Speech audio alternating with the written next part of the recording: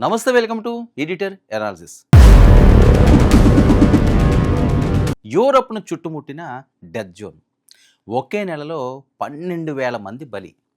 Global warming silent war. Sahara సెగలకు ఐరోపా విలవిల. మూడో ప్రపంచ యుద్ధం ప్రకటించిన ప్రకృతి. ఇది కేవలం వాతావరణ హెచ్చరిక కాదు, మానవజాతి మనుగడకు ప్రకృతి జారీ చేసిన తుది హెచ్చరిక. తుపాకులు లేవు, బాంబులు మోతా లేదు, కానీ వేల సంఖ్యలో శవాల దెబ్బలు దర్శనమిస్తున్నాయి. అవును, ఆధునిక ప్రపంచానికి రారాజుగా వెలుగుతున్న ఐరోపా ఖండం ఇప్పుడు ఒక అదృశ్య శత్రువు చేతిలో బందీ అయ్యింది. గ్లోబల్ వార్మింగ్ అనే రాక్షస కోరల్లో చిక్కుకుని విలవల్లాడుతుంది. సరిహద్దుల వివాదాలు, ఆధిపత్య పోరులో మునిగిపోయిన ప్రపంచ అగ్రరాజ్యాలకు ప్రకృతి ఇచ్చిన షాక్ ఇది. కేవలం జూన్ నెలలోనే ఐరోపాలో ఏకంగా 12,000 మందికి పైగా ప్రాణాలు కోల్పోయారనే నగ్న సత్యం ఇప్పుడు ప్రపంచాన్ని కుదిపేస్తుంది. అసలు ఐరోపాలో ఏం జరుగుతుంది? సహారా ఎడారి నుంచి దూసుకొచ్చిన ఆ మృత్యుగాలులు వెనుక ఉన్న భీకరమైన జియోపాలిటిక్స్ ఏంటి? ఇప్పుడు డీటెయిల్గా చూద్దాం. దట్టమైన మంచు దుప్పట్లు, ఆహ్లాదకరమైన వాతావరణం, ప్రపంచ దేశాలకు పర్యాటక స్వర్గధామం. ఇది ఒకప్పటి ఐరోపా.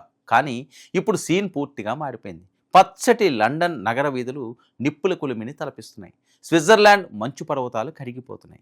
జూన్ 22 నుంచి 28 వరకు కేవలం ఆ 6 రోజుల్లోనే Belgium, France, Germany, Netherlands, Spain, Switzerland దేశాల్లో ఏకంగా 10,000 మంది ఊపిరి వదిలారు.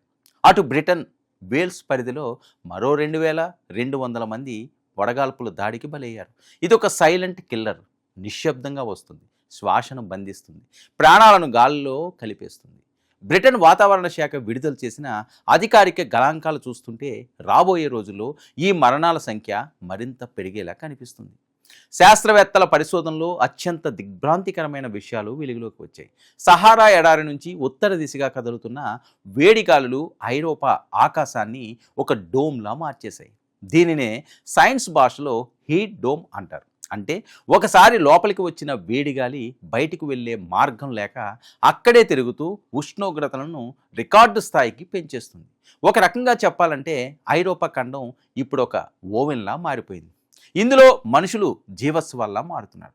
పరిశ్రమలు, వాహనాల నుంచి వెలువడే కార్బన్ ఉద్గారాలు భూమి చుట్టూ ఒక పొరలా ఏర్పడి సూర్యుడి వేడిని అంతరిక్షంలోకి పోకుండా అడ్డుకుంటున్నాయి. దీనివల్ల గ్లోబల్ వార్మింగ్ రేటు అంచనాలకు అందకుండా పెరిగిపోయింది. దీని వెనుక ఉన్న జియోపాలిటిక్స్ అంటే భౌగోళిక రాజకీయాలను గమనిస్తే అసలు తప్పు ఎక్కడుందో స్పష్టంగా అర్థమవుతుంది. పారిశ్రామిక విప్లవం పేరుతో దశాబ్దాలుగా పాశ్చాత్య దేశాలు చేసిన పర్యావరణ విధ్వంసానికి ఇప్పుడు ఆ దేశాల ప్రజలే మూల్యం చెల్లించుకుంటున్నారు. కార్బన్ ఉద్గారాలను తగ్గిస్తామని అంతర్జాతీయ వేదికలపై ప్రగల్భాలు పలికే అగ్రరాజ్యాలు ఆచరణలో మాత్రం వెనుకడుగు వేస్తున్నాయి. చమురు ఆధిపత్యం కోసం, డాలర్ రాజకీయాల కోసం పర్యావరణ ఒప్పందాలను తుంగలో తొక్కాయి. ప్రపంచాన్ని శాసించాలనే పాలకుల అహంకారం ప్రకృతి సమతుల్యతను దెబ్బతీసింది. ఇప్పుడు అదే ప్రకృతి తిరగబడుతుంది. క్షిపణులు, అణ్వాయుధాలు ఉన్న దేశాలు కూడా ప్రకృతి సృష్టించిన ఈ హీట్ వేవ్ను ఆపలేక చేతులెత్తేస్తున్నాయి. సరిహద్దుల భద్రత కోసం బిలియన్ డాలర్ల ఖర్చు పెట్టే పాలకులు వాతావరణ మార్పుల నుంచి ప్రజలను ఎలా కాపాడుకోవాలో తెలియక తలలు పట్టుకుంటున్నారు. ఇప్పుడు గ్లోబల్ వార్మింగ్ అనే మహమ్మారి ఐరోపా సరిహద్దులు దాటి ప్రపంచవ్యాప్తంగా డెత్ వారెంట్ జారీ చేస్తుంది. ఈరోజు లండన్, ప్యారిస్ నగరాలు తగలబడుతుంటే రేపు మన దేశంలోని నగరాలు నిప్పులు కొలుముగా మారవనే గ్యారంటీ లేదు. ఎందుకంటే ప్రకృతి ఏ ఒక్కరి సొత్తు కాదు. అది దెబ్బతింటే ఎవ్వరిని వదిలిపట్టదు. కాంక్రీట్ అడవులను సృష్టిస్తూ, నదులను మింగేస్తూ, పచ్చదనాన్ని కూనీ చేస్తున్న ఆధునిక సమాజానికి ప్రకృతి విధించిన మరణ శాసనం ఇది. సరిహద్దుల కోసం, ఓట్ల కోసం, నోట్ల కోసం పాకులాడే పాలకులు పర్యావరణ సమతుల్యతను గాలికి వదిలేస్తే రేపు పాలించడానికి సామ్రాజ్యాలు మిగలవు, బతకడానికి మానవజాతి అంతకన్నా మిగలదు. మరి ఈరోజు మృత్యు పంజరం నుంచి బయటపడడం ఎలా? వ్యవస్థల ఆలోచన విధానం మారేది. ఈ గ్లోబల్ డిజాస్టర్ నుంచి భూగోళాన్ని కాపాడుకోవాలంటే పాలకులు, అధికారులు, సామాన్యులు ముగ్గురు తమ స్వార్థాన్ని వీడి యుద్ధ ప్రాతిపదికన కదలాల్సిందే. పాలకులారా, ఎన్నికల మేనిఫెస్టోలో ఉచితాలు, హామీలు కాదు, పర్యావరణ పరిరక్షణను అత్యంత కీలకమైన ఎజెండాగా మార్చండి. గ్రీన్ ఎనర్జీపై పెట్టుబడులు పెంచండి. పర్యావరణాన్ని ధ్వంసం చేసే పరిశ్రమలపై ఉక్కుపాదం మోపండి. అలాగే అధికారిక యంత్రాంగం, ప్లాన్ లేని నగరాల విస్తరణకు స్వస్తి పలకండి. చెట్లు నరికేసి బిల్డింగులు కట్టే మాఫియా వెన్ను విరవండి.